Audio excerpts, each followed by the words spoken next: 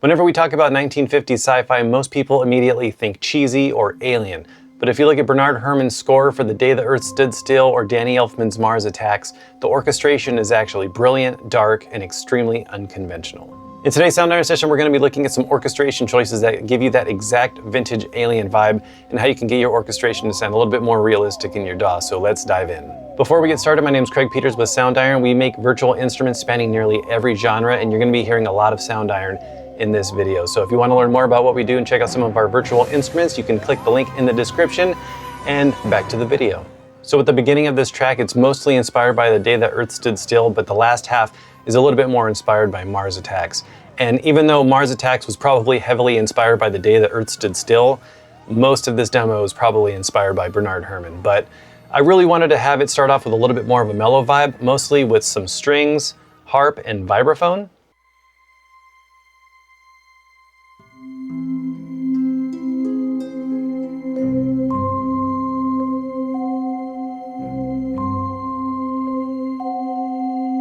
So for my sustains, they're a little bit different than what you normally would hear because I have it to where it blends between flautando and sustains.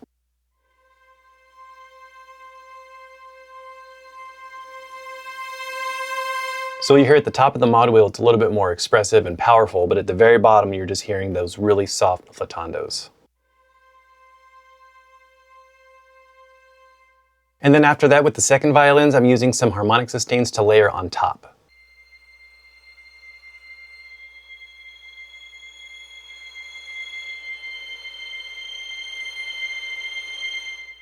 And then together it sounds like this.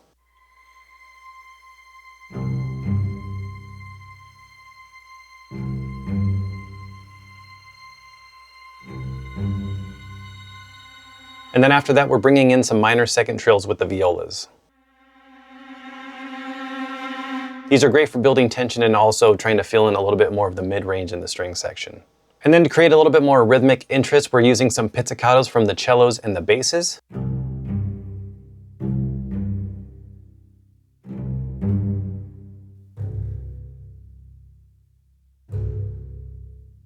And then all together it sounds like this.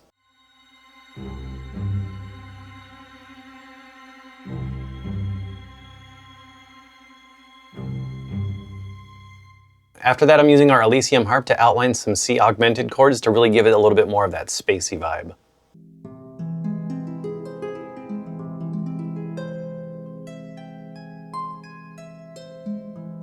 Augmented chords in the whole tone scale is a great way to really take anything you want and make it sound like it's from outer space. To give it a little bit more of that otherworldly vibe, I'm using this padded swell patch from our newest update for Theremin Plus.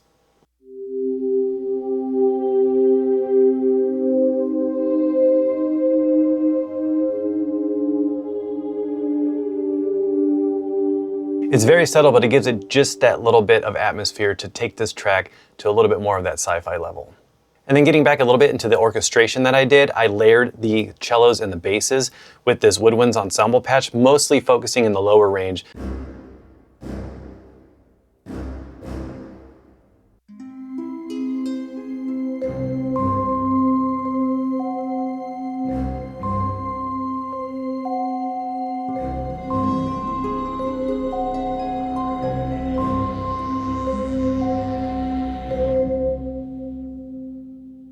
And then to channel that The Day the Earth Stood Still sound, I really wanted to utilize some vibraphone, so I'm using our concert vibraphones, and this is using Mallet 2, and this just has a great sound.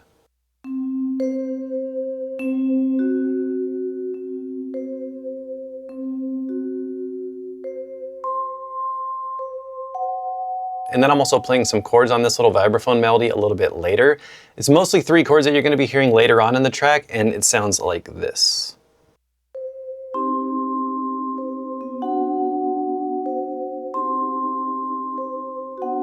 Mostly going between C minor and B minor, and then eventually it goes up to F sharp minor.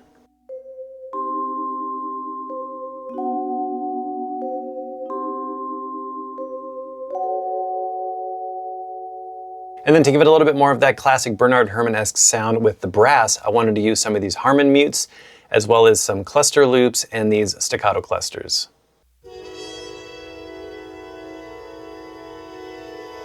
I think it really channels that old school kind of noir type of sound that you hear a lot in some of his scores from back in the day. And this wouldn't be composing a track in the style of old school retro sci-fi if we didn't have the Theremin. So this is an instrument that was super unique back in the day, and just automatically when you think of sci-fi and the more retro sci-fi type of sound, the Theremin is definitely a key player. So with this, I mapped the vibrato knob to the mod wheel, so as I'm playing, it increases that vibrato.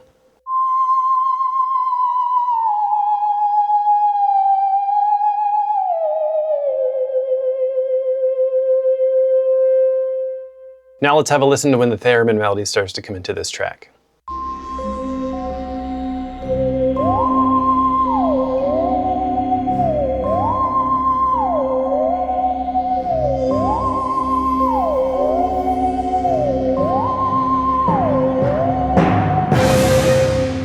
And then as this track builds and ramps up, I wanted to utilize some timpani to build a little bit more anticipation and really give this track a little bit more lead-in as it starts to build.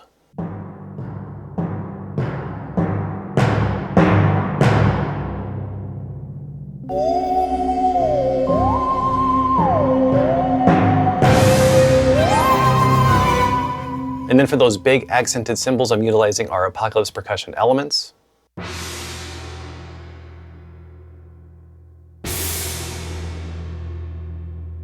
And this patch is really cool because it has all of the different cymbals laid out. Going across the keyboard, it's really easy to audition and find cymbals that you'll use for your track. And this track wouldn't be complete without utilizing some organs. So this is using our Unity organ from our Secula organ collection. Very cool, big, bright sound. We recorded 2 different organs in the same hall together, so it just has a really big and powerful sound.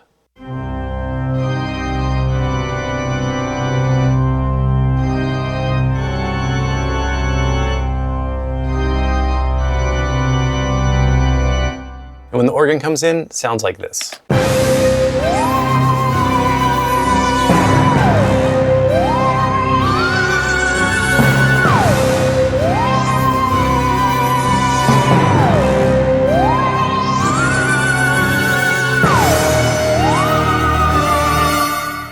So going back to the string section, this is where I really started to give it a little bit more of that Danny Elfman vibe. I really wanted to have a little bit more motion in the violins, as well as just this low pulse with the cellos and the basses. And then I'm just pretty much using some tremolo articulations for the violas. And make sure to stick around to the end of the video to listen to this track in its entirety.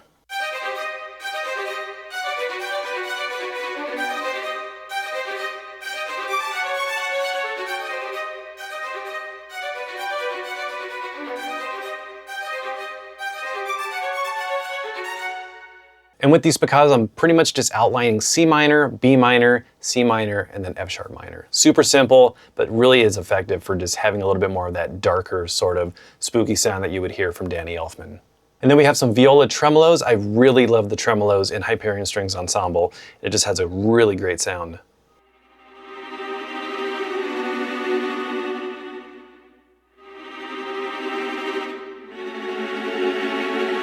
And this is really just filling out the midsection of these strings just to give a little bit more body and filling in that mid-range.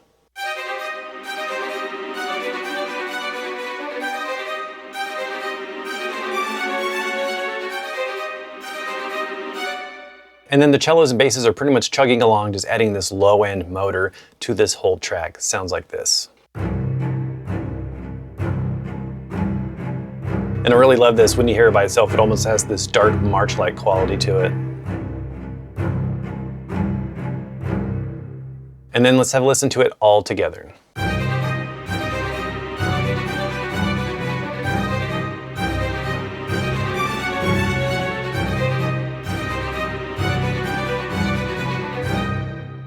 So now I want to dive into the brass aspect of this orchestration. So you'll hear some various things. There's some melodies going on with the horns, and then the trombones come in and they back up the horns, and then you also hear just some low end from the bass trombones and the tubas, as well as some swells with the chords from the trumpets. So all together sounds like this.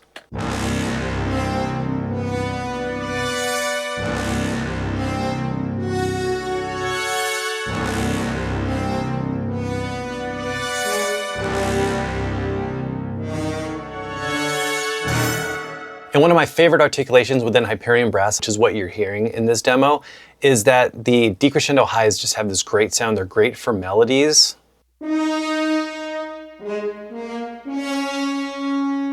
Because they have that natural decay that you'd hear from a brass player, but you can also, when you let go, you'll always hear those releases.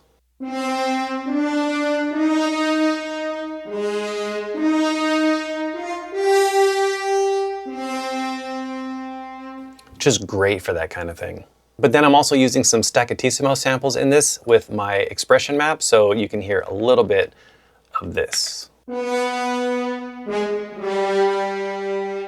And really, to get a lot of realism out of your orchestration, your virtual mock-ups, you really want to be able to blend various articulations. That's why we record all of these different articulations, from staccattissimos to decrescendos and just shorter staccatos, various tempos, because you'll never know what you need until you start programming, because not one articulation suits all needs. I really like using the decrescendo highs as just sort of shaping melodies, and then utilizing my expression maps to be able to craft whatever little, if I need a really short, just being able to program that in, super useful. And one of my favorite brass orchestration combinations is the trombones and the horns, especially because the horns are usually more to the left, trombones are usually more to the right, and when you hear them together, it just has this really full and powerful epic sound.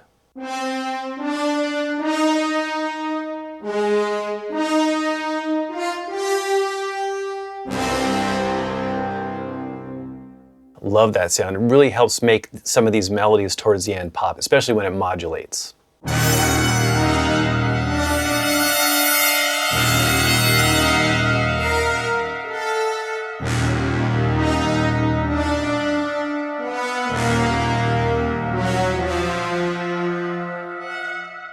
And with the low end section of the brass, it's just bass trombones and tubas, really just holding down that low end and just really having those long, powerful decrescendo notes to hold out while there's more busy stuff on top with the more higher sections of the brass.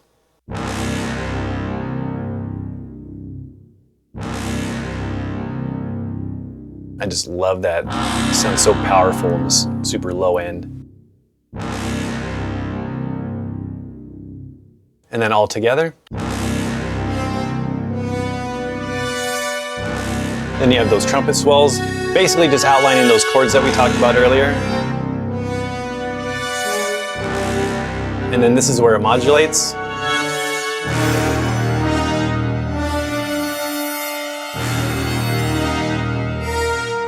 Now, if you're unfamiliar with the term modulate, it basically is where you take a chord progression, or if you're going into a new chord progression, let's say you're in a certain key and you want to modulate to a different key, you just basically take it and just shift it up. So it's super easy. So since this was basically in C minor, B minor, C minor, and F sharp minor, I basically took those chord progressions and moved it up a minor third. It's just enough to sound dark still because you got a minor third, which already sounds kind of dark.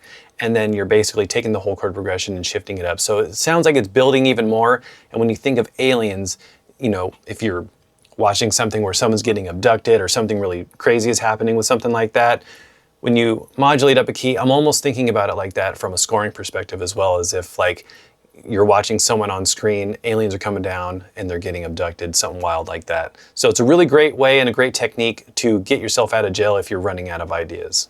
So to finish off this track and give it even more of that Danny Elfman vibe, I'm using some women's choir. This is from our Olympus Symphonic Choir with the Venus edition. This is a women's choir that just really has this awesome, powerful sound. And when I think of Danny Elfman, I always think choirs, especially with a lot of his scores. Choirs are usually always in there. So I had to use a little bit of that. I felt the women was the best and it sounds great.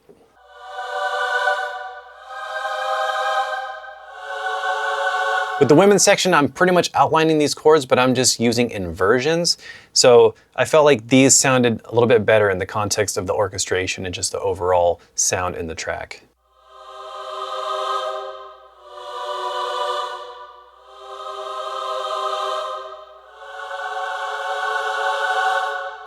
And then all together sounds like this.